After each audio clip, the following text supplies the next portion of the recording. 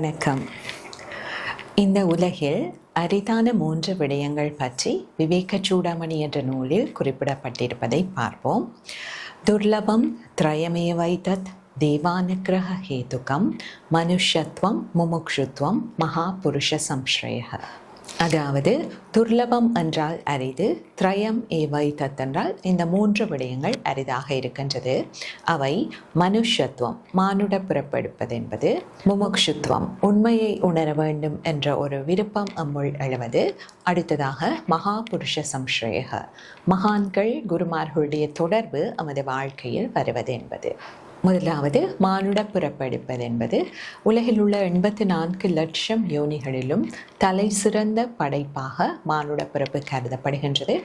காரணம், ஏனைய ஜீவராசிகள் அனைத்துமே ஒரு திட்டமிட்ட வாழ்க்கையை வாழும்போது எமக்கு மட்டும் எமது வாழ்வை எந்த ஒரு கணமும் மாற்றி அமைக்கின்ற சக்தி தரப்பட்டிருக்கின்றது. சிந்தனை திறன், விவேக சக்தி என்பனவும் மானிட பிறப்புக்கே உரிய வரமாக அமைகின்றது. அடுத்ததாக முமுக்ஷுத்துவம், அதாவது உண்மையை உணர வேண்டும் என்கின்ற ஆர்வம்.